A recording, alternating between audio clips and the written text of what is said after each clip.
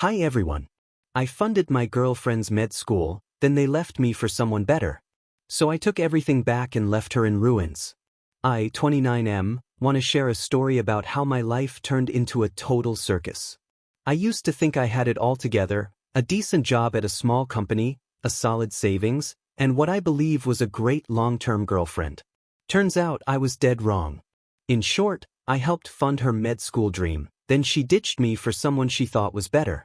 But I didn't just sit around and mope. I made sure she paid for what she did, literally. Here's the whole messy saga.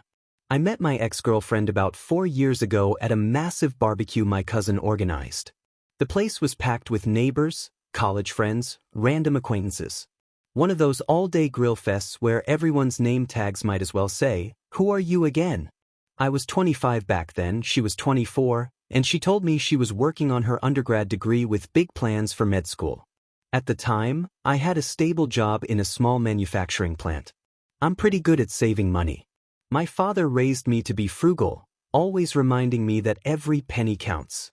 My mother was the supportive type, encouraging me to aim higher but also making sure I stay grounded. So, fast forward a bit. My ex applied to med school and got in, which was a huge celebration for both of us. We'd been dating steadily, and I honestly thought she was the one. She gushed about how excited she was to start this new chapter, but then she freaked out about tuition costs. Her family wasn't in a position to help much, and student loans freak her out.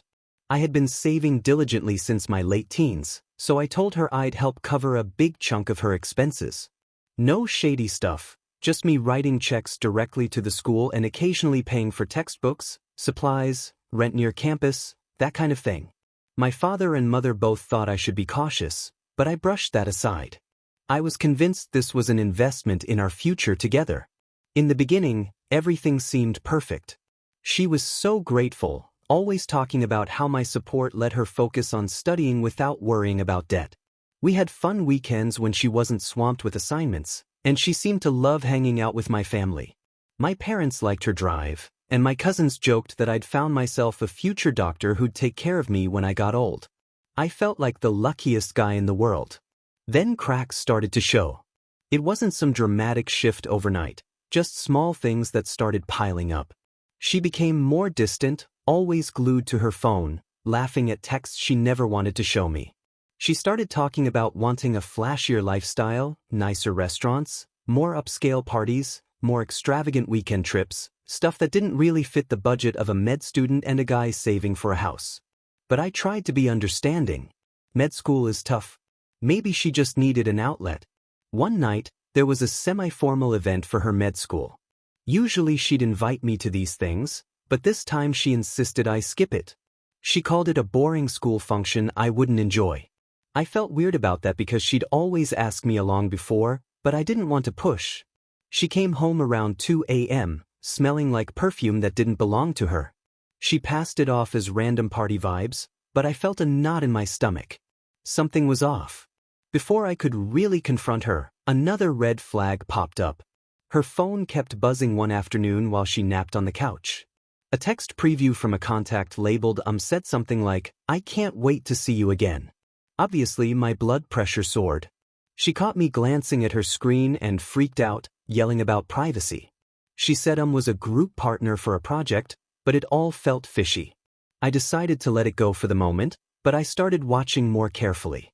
She began pulling more late nights, studying, more random get-togethers, more phone calls she'd step outside to take. Eventually, I got my confirmation in the worst way. I tried to surprise her by bringing homemade lunch to her campus, figuring it'd be a nice gesture. I found her at a local cafe, sitting with some tall dude in a crisp shirt, holding hands across the table. My heart sank. When I walked up to say hi, she looked horrified. She introduced me as just a friend. The guy gave me this smug grin. I wanted to punch him, but I kept my cool and left. A huge argument erupted that night. She finally admitted there was someone else, then added, "I need a partner who can give me the future I deserve." That line cut deeper than anything else. I'd been paying for her schooling, giving her every chance to chase her dreams, and that still wasn't good enough. She wanted someone more successful or at least more glamorous. I was shattered at first, But once the anger kicked in, I decided I wouldn't just roll over. She basically used me to fund her education, then replaced me. So I thought, alright, if she wants to move on, she can do it without my money. That was my first step. Cut her off financially. No more tuition. No more rent. No more textbooks. If she was done with me, I was done with supporting her. My father told me, do what you gotta do, son. Don't let her walk all over you. And that fired me up. I went to my uncle, who has paralegal experience, and explained the situation. I was fuming, but I also wanted to see if there was a legal way to get my money back. Over the years, I'd wired thousands to the school and written plenty of checks, plus I'd covered so many of her other expenses. My uncle asked if we had any written agreement or proof the money was meant as a loan. Turns out, we did have some text messages and emails where she explicitly said stuff like, I promise I'll pay you back once I'm practicing. She even wrote me an email thanking me for loaning her the funds. My uncle said that was good enough to try pressing the issue in court, but lawsuits can get messy. We decided to send her a formal demand letter first. I tried meeting her one last time in a diner to see if she'd agree to just give me some portion without a fight. She looked at the letter and practically laughed. She said something like, you gave me that money because you wanted to. You can't take it back now. And even if you try, my new boyfriend can help if it really comes down to it. The arrogance was incredible. She didn't even apologize for cheating, just made it all sound like it was my fault for being too small-minded. I walked out of the diner and mailed her that demand letter by a certified mail. Next thing I knew, her mother was calling me, screaming about how I was ruining her daughter's future. Her father called to shame me, acting like I was petty and emotional. They even tried to spin it as if they'd done so much for me. Total nonsense. They never pay for anything of mine. I told them all the same thing. Your daughter used me, and I want my money back. That's it. End of story. My father backed me 100%. My mother felt bad it had to turn so hostile, but she also agreed that it wasn't right for my ex to just walk away with all that financial help after betraying me. Soon, her new boyfriend apparently realized she came with debt and he wasn't exactly eager to bail her out. So she started calling me late at night, crying and saying she made a mistake, that she just got swept up in something new. I wasn't having it. I told her to talk to my lawyer, or not at all. She accused me of being heartless, and I told her she should have thought of that before holding hands with Mr. Better Future at the cafe. Meanwhile, word got around at her med school. Some people tried to call me petty, but others reached out and said, honestly, she bragged that you pay for everything. This is karma. That made me feel more confident that I wasn't the only one who saw her scheming side. I filed a claim in small claims court for what fit within the state's limit, and my uncle helped me file separate notices for the rest. It wasn't a simple process, but I was determined to make it as tough for her as possible because she deserved that wake-up call. She started struggling big time. She was behind on rent for that campus apartment, worried about covering next semester's tuition, and apparently her parents couldn't just write a check for thousands of dollars. She sent me pitiful texts about how she was dropping classes, how life was spiraling. To be honest, a small part of me felt bad for her. We'd been a team once, and I cared about her. But then I remembered how she trampled on my trust. That guilt vanished quickly.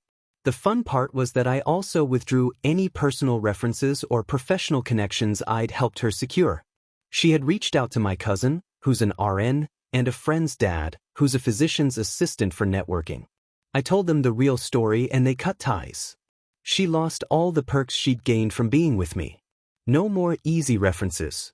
She was on her own. I had no regrets doing all this. My father said, "Proud of you for standing up for yourself, son. Too many people get stepped on." For me, it wasn't just revenge. It was about getting justice for every time she made me feel like a disposable wallet. A couple months later, we found ourselves in a court-recommended mediation session, hoping to reach a settlement before a full-blown civil trial.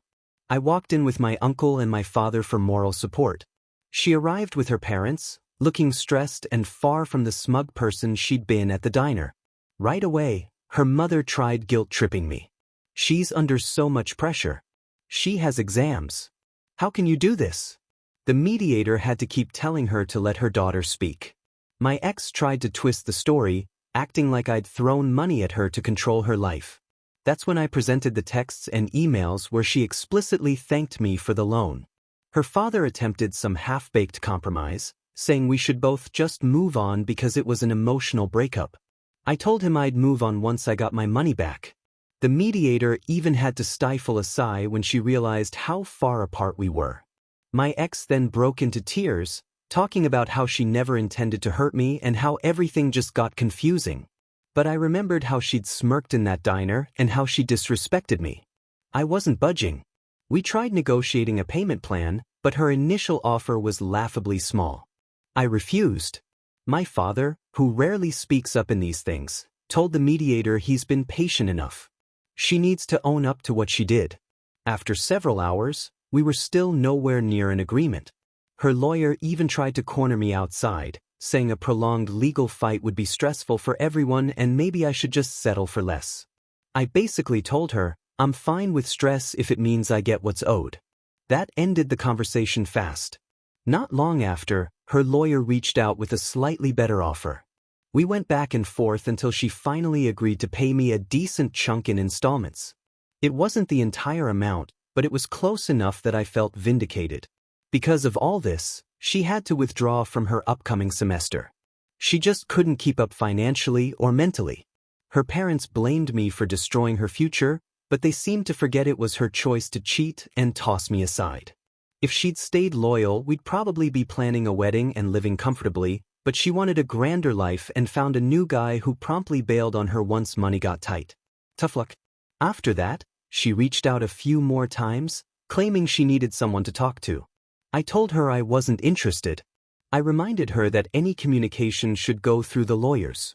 She called me heartless again, but I was beyond caring at that point.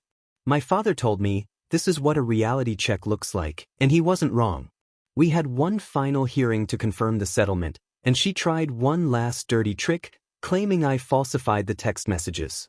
She brought along a friend who tried backing up that story, but my uncle quickly presented original records, complete with timestamps, and the judge basically scolded her side for wasting everyone's time. It was a humiliating blow for them. They had no choice but to accept the settlement terms. I walked out of the courthouse feeling like I'd won back my dignity. I might not have recovered every single dollar, but it was close. And there's no price tag on the satisfaction of watching her entitlement crumble. I'd shown her that using people has consequences. She wanted a better life. Well, now she could figure it out with no freebies from me. After all that, I blocked her everywhere. Phone, social media, email. I wanted zero contact. Even my parents told me they were done with her family. No more awkward phone calls. No more empty apologies. Some mutual acquaintances told me she struggled to re-enroll in her program. She also lost the scholarship opportunities she was eyeing because her grades slipped while juggling this legal mess. Her new boyfriend was long gone, and she moved into a tiny place away from campus. I heard she picked up side gigs just to cover basic expenses. People say revenge doesn't fix anything, but it gave me closure. She tried to make me her doormat, and I flipped the script. She used me for tuition and living expenses, then tossed me aside for someone better. Well, guess what? Her better option bailed, and she ended up stuck with huge debts and no smooth path back to med school.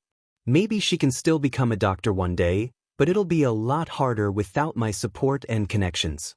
Meanwhile, I used the chunk of money I recovered to invest in a small real estate project with my father.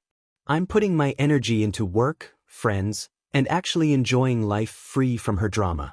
I'm more cautious about relationships now. If I ever help someone financially to that degree again, I'm making sure it's all on paper, ironclad, and that I'm not being played for a fool.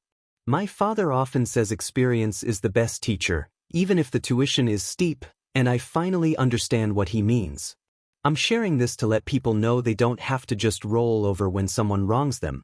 You can fight back, stand your ground, and make sure the person who messed with you faces real consequences. If she'd just broken up with me without the lies or cheating, maybe we could have parted ways on decent terms. But she wanted it all, my money, my time, and then she moved on to a better guy without returning a dime.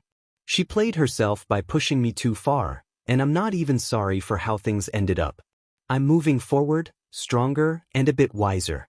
Sure, it stung to realize she saw me as a stepping stone, but at least I turned her betrayal into a lesson. And there's a twisted sense of justice in knowing she's the one struggling now, while I'm investing in building a stable future for myself. It might sound harsh, but if you trample someone's trust, don't be shocked when they come at you with everything they've got. That's what happened here, and I regret nothing. She started this game, but I made sure to finish it on my terms.